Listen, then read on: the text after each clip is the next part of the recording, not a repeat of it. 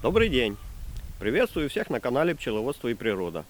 Сегодня ровно год, как мы открыли свой канал и начали снимать для вас видео. Сегодня я хочу еще раз поднять тему о зимней вентиляции, показать, как устроена вентиляция у меня.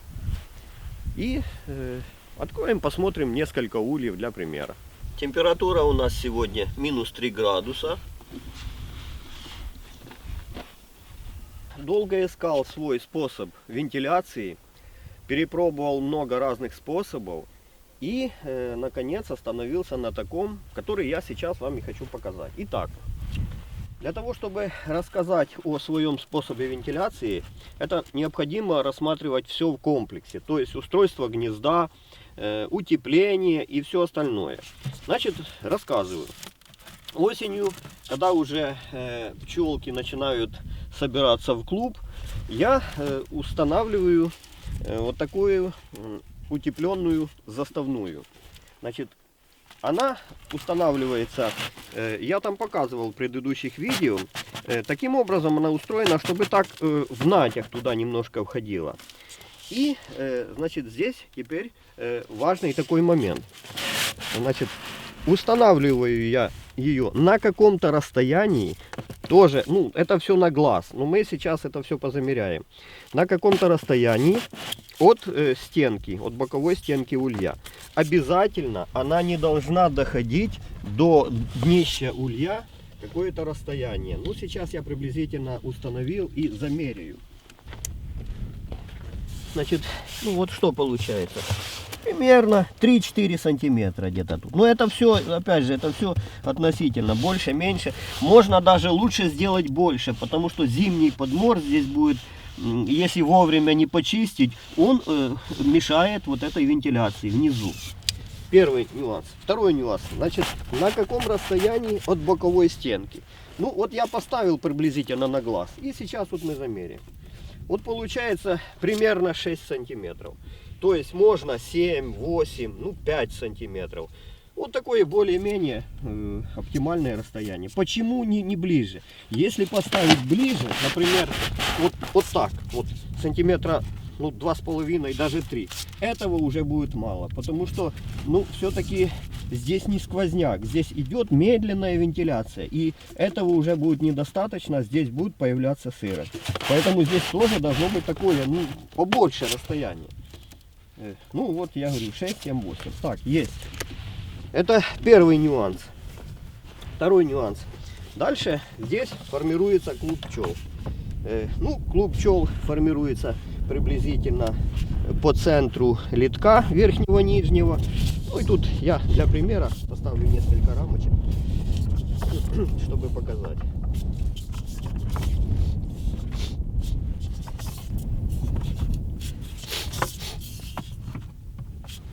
Дальше, с этой стороны я не использую утепленную заставную. Можно использовать, но, опять же, мы сейчас говорим о вентиляции. Лучше, чтобы здесь была вот такая, ну, скажем так, не утепленная заставная, и чтобы здесь по бокам были какие-то щели, ну, небольшие щели. Здесь будет идти дополнительная вентиляция. Если же мы вот таким вот образом здесь поставим, то уже гнездо будет полностью закупорено и слева, и справа. То есть, ну, вот все-таки лучше, чтобы здесь такая, ну, не такая утепленная стояла заставная. Дальше.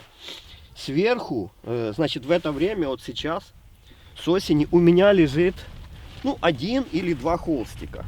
Вот, допустим, такой холстик. Я ну, рекомендую там убирать запрополисованный холстик на зиму и ставить туда свежий холстик. Я этого никогда не делаю. Почему?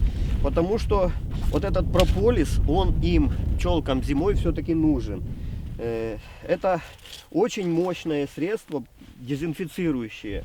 Вот, поэтому, ну, не зря они же себе этот прополис носят. Поэтому, как бы, холстик этот, еще раз, я не убираю. Но если вот они погрызли, пчелки, что я делаю? Я просто беру еще один, ну, свежий холстик, допустим, и сверху, чтобы закрыть, чтобы не было этих отверстий, ложу сверху еще один холстик. Холстик не должен касаться дна улья. Почему? Потому что, опять же, если только он будет касаться дна улья, там не будет вентиляции. Вентиляция будет перекрыта, сразу начнет скапливаться влага. Поэтому вот если длинный холстик, я его просто вот таким вот образом наверх подворачиваю. И все, чтобы там оставалась вентиляция. Ну, в этой части пока все. Теперь идем дальше по литкам. Какие литки открыты, закрыты и так далее. Значит, зимой у меня все литки, абсолютно все, которые есть, они все открыты. Ну, единственное, стоит защита от мышей, от ветра. Вот. И сейчас я обойдем улей и я покажу. Клуб пчел расположен вот в этой части улья. Литки. Значит, все литки открыты, боковые литки. Здесь стоит такая решеточка. То есть литок как бы закрыт, но через решетку поступает туда воздух. Нижний литок, боковой, то же самое, решеточка. И полностью по всей решетке поступает туда воздух. Дальше, верхний литок. Ну, на зиму я открываю тут на 2-3 пчелки, оставляю открытой. Если, для чего я это делаю? Можно совсем перекрыть, конечно, но у нас иногда бывают зимние оттепели, в которые пчелки могут облетаться. Поэтому я на всякий случай на 2-3 пчелки оставляю открытыми, чтобы когда я не смогу, допустим, подъехать вовремя на пасеку, то чтобы пчелкам не мешать облетываться. Обычно они через верхний литок. Нижний литок то же самое. Значит, открыт, можно сказать, полностью, только стоит вот такая защита от мышей. Вот. И полностью идет вентиляция.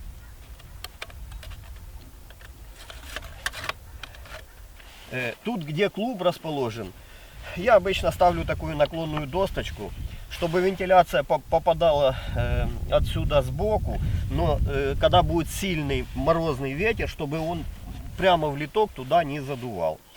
И обязательно есть еще боковой литочек. Вот этот боковой литочек, здесь тоже вот есть такая решеточка. И полностью литочек это тоже, ну, можно сказать, что открыт, через вот эту решеточку поступает туда воздух. Здесь с этой стороны как раз у нас стоит вот эта утепленная заставная. То есть для того, чтобы по углам здесь не застаивалась влага, вот этот боковой литочек тоже очень важный.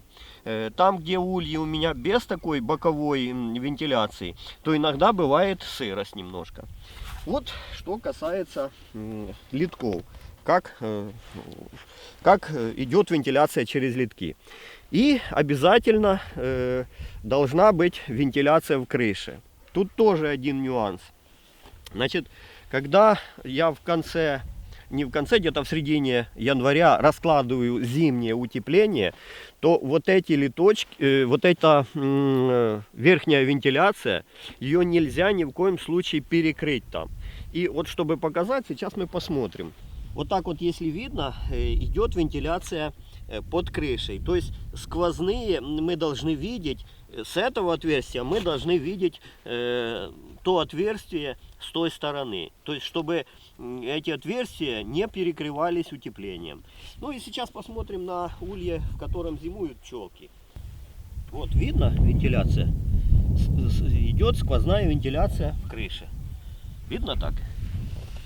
Ну и сейчас мы откроем улей. Посмотрим, как чувствуют себя там пчелки. Конечно, нежелательно к ним, но мы снимаем видео. Это все для вас. И, как говорят, искусство требует жертв. Пусть они нас простят, пчелки, что мы к ним. Вот все то, что я рассказывал. Вот теплая заставная. Стоит теплая заставная. Видно? Дальше 2 холстика здесь. Так, вот смотрим в этом улье. Через вот эти боковые отверстия в крыше видно те боковые отверстия. И здесь обязательно, чтобы не было, не перекрывались эти отверстия утепления. Итак, вот то, что я рассказывал. Вот стоит теплая заставная. Пару холстиков. Ну и смотрим пчелок. Пчелок здесь не видно. То есть они где-то там внизу, слышно, шумят.